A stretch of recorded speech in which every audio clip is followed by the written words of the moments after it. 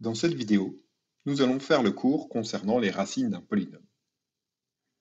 Nous partons d'un polynôme P à coefficient dans K égale R ou C. Et on rappelle qu'un élément A de K est une racine de P si P de A égale 0. Depuis le lycée, on a l'habitude, lorsque A est racine de P, de factoriser P par x moins A. On va désormais prouver que l'on peut toujours le faire quand A est racine de P. Nous allons donc prouver la proposition suivante. A est racine de P si et seulement si x moins A divise P. L'argument essentiel pour démontrer cette proposition est la division euclidienne. Nous allons réaliser la division euclidienne de P par x moins A. On sait alors que P, ça s'écrit x moins A Q plus R, avec le degré de R inférieur strict au degré de x moins A, c'est-à-dire inférieur strict à 1. Autrement dit, R, c'est un polynôme constant, et je vais plutôt écrire la division euclidienne sous la forme P égale x moins AQ plus lambda, où lambda est un élément de K. On va calculer lambda. Pour ça, on va évaluer cette égalité, ici P égale x moins AQ plus lambda, en A. Alors à gauche, qu'est-ce qu'on trouve? On trouve P de A. Et à droite, quand j'évalue x moins AQ en A, j'ai 0. Et lambda, c'est une constante, ça reste égal à lambda. Et donc, je trouve lambda égale P de A. Et donc, en fait, la division euclidienne de P par x moins A, ça s'écrit P égale x moins AQ plus P de A. Je suis alors prêt à prouver la proposition. Dans le sens direct, si A est racine de P, c'est-à-dire si P de A égale 0, eh bien alors je sais que x moins A divise P, c'est ce que je viens d'écrire ci-dessus qui me permet de le dire ici, puisque j'ai P de A égale 0, j'ai bien P égale x moins AQ, donc x moins A divise P. Le sens réciproque, lui, n'utilise pas la division euclidienne. Si x moins a divise p, je sais que je peux écrire p égale x moins aq, et j'évalue tout ça en a, et je trouve que p de a égale 0. On déduit de ce résultat de factorisation deux corollaires importants.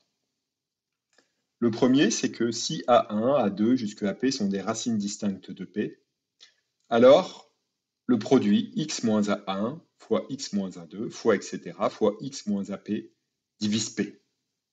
Ce corollaire se démontre assez facilement par récurrence sur le nombre P de racines. Je ne vais pas le faire. Un autre corollaire, c'est qu'un polynôme de k de x de degré n admet au plus n racines. Et ça, c'est une conséquence immédiate du corollaire précédent, puisque x moins a1, x moins ap divise p. P, ça s'écrit q, facteur de x moins a1, etc., fois x moins ap. Donc le degré de p est supérieur ou égal à petit p. Et la définition qu'on vient de donner est celle d'une racine simple. On peut maintenant se demander qu'est-ce qui se passe si au lieu de supposer que x moins a divise p, on suppose que x moins a au carré divise p, x moins a au cube divise p, ou plus généralement, x moins a puissance m divise p. Ceci nous amène à la définition d'une racine multiple et de la multiplicité d'une racine. Soit a dans k est m supérieur ou égal à 1. On dit que a est racine de p de multiplicité m si x moins a à la puissance m divise p et x moins a à la puissance m plus 1 ne divise pas p. On va commencer par voir qu'est-ce que ça veut dire en termes de factorisation de p. On a la proposition suivante. A est racine de p de multiplicité m si et seulement si p égale x moins a à la puissance m q avec q de a non nul. On va démontrer cette proposition. Si on suppose que a est racine de p de multiplicité m, puisque x moins a à la puissance m divise p, on sait que p, ça s'écrit x moins a à la puissance m q.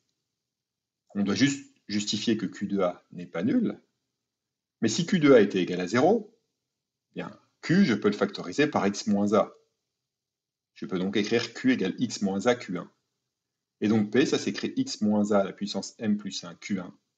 C'est une contradiction puisque j'aurais obtenu que x moins a puissance m plus 1 divise p, ce qui n'est pas le cas quand je suppose que a est racine de p de multiplicité m.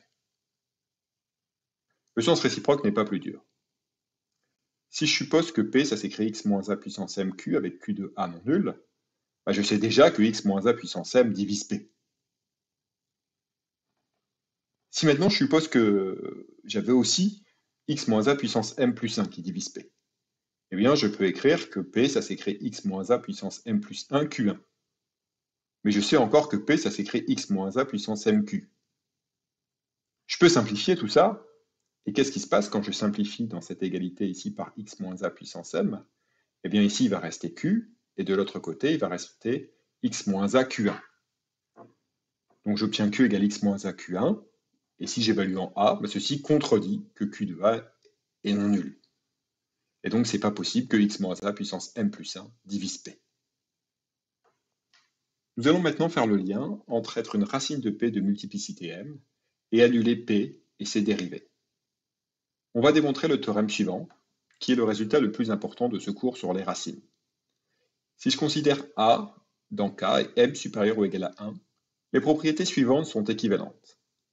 Première propriété, a est racine de p de multiplicité m. Deuxième propriété, p de a égale 0, p' de a égale 0, p seconde de a égale 0, et ainsi de suite jusque p dérivé m-1 en a qui est nul.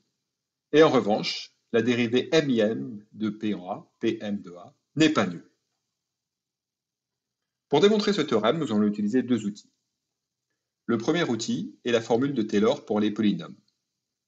Si je considère un polynôme p de degré d et a un élément de k, alors p de x, ça s'écrit somme pour k égale 0 à d, de la dérivée km de p en a divisé par k factoriel, fois x moins a à la puissance k. Le deuxième outil est un outil qui permet de démontrer qu'un certain polynôme divise p', sachant qu'un autre polynôme divise p. Précisément, c'est lié exactement à notre problème ici, on va démontrer que si x moins a puissance m divise p, alors x moins a puissance m moins 1 divise p'. En fait, ça c'est très facile là. On va juste écrire qu'est-ce que ça veut dire que x moins a puissance m divise p. Ça veut dire que p, ça s'écrit x moins a puissance m fois q. Et on va dériver le produit. Quand j'utilise la formule pour dériver un produit, j'obtiens p' égale m x moins a puissance m moins 1 q. Je vais dériver ici x moins a puissance m, plus x moins a à la puissance m fois q'. Cette fois, c'est q ici que j'ai dérivé. Bon, ben, quand je regarde ça, je vois bien que je peux mettre x moins a puissance m moins 1 en facteur. J'obtiens x moins a puissance m moins 1 facteur de mq plus x moins a q'. Ça, c'est un polynôme que je peux appeler q1 par exemple, et j'ai donc écrit p' égale x moins a puissance m moins 1 q1, et donc x moins a puissance m moins 1 divise p'. Alors avant maintenant de démontrer ce théorème dans toute sa généralité, on va commencer par démontrer une version un petit peu particulière que j'ai appelée une étape intermédiaire. On va démontrer que les propriétés suivantes sont équivalentes. Première propriété, x moins a puissance m divise p. Deuxième propriété, p de a égale 0, p' de a égale 0, jusque p dérivé m-1 en a égale 0. Pour démontrer l'équivalence de 1 et de 2 ici, on va utiliser les deux outils qu'on a introduits juste avant. En particulier, pour démontrer que 1 implique 2, on va utiliser l'outil 2. Je sais donc mon hypothèse, c'est que x moins a puissance m divise p. J'applique l'outil 2, j'en déduis que x moins a puissance m moins 1 divise p'. Oui, mais je peux recommencer et en déduire que x moins a à la puissance m moins 2 divise p seconde. Et ainsi de suite, je peux recommencer tant que c'est possible. Et c'est possible jusqu'à ce que j'obtienne quoi? Jusqu'à ce que j'obtienne que x moins a divise p dérivé m moins une fois. Et donc ensuite, si x moins a puissance m divise p, j'ai p de a égale 0. Si x moins a puissance m moins 1 divise p', j'ai aussi p' de a égale 0. Jusqu'au dernier ici, puisque x moins a divise p dérivé m moins une fois, j'ai p dérivé m moins une fois en a, qui est nul. Donc voilà pour la preuve de 1 implique 2. Pour la preuve de 2 implique 1, on va utiliser la formule de Taylor. On va écrire que p de x, eh bien, c'est la somme pour k égale 0 à t de la dérivée km de p en a divisé par k factoriel x moins a à la puissance k. Maintenant ici, je vais utiliser mon hypothèse. Je sais que P de A égale 0, P' de A égale 0, jusque Pm-1 de A égale 0. Donc ici, les premiers termes de la somme, pour K égale 0, 1 jusque M-1 sont nuls. Et donc la somme, en fait, je peux la réécrire, mais au lieu de commencer en 0, je vais commencer en M. Oui, mais alors quand j'ai fait ça, ici, finalement, j'ai que des puissances de x moins a qui apparaissent avec k plus grand que m. Je vais pouvoir mettre x moins a puissance m en facteur.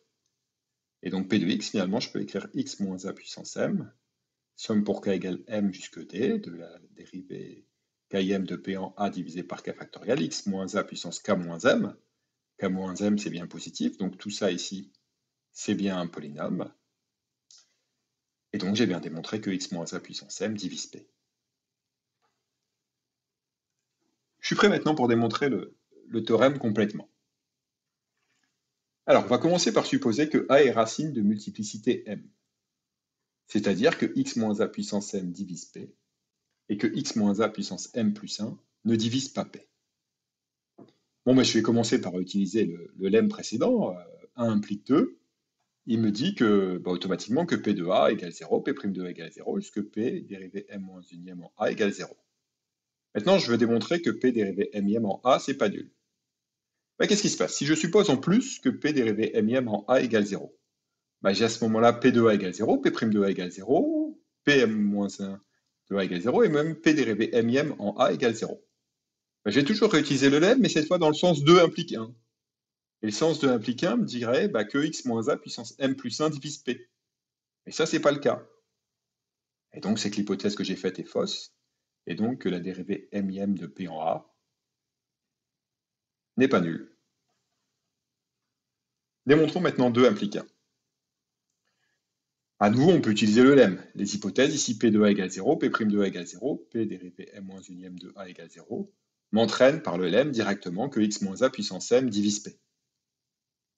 Mais qu'est-ce qui se passe si je supposais que j'avais même x moins A puissance m plus 1 qui divise P?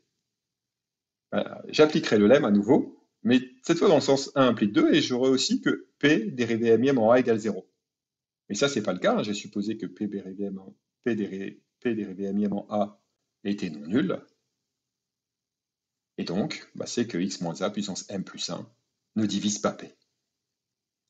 Donc vous voyez ici le théorème, il se déduit en fait très très facilement du lemme, avec cette spécificité un petit peu amusante, c'est que j'utilise le lemme en fait 4 fois, parce que j'utilise le sens 1 implique 2 et le sens 2 implique 1 à chaque fois en fait.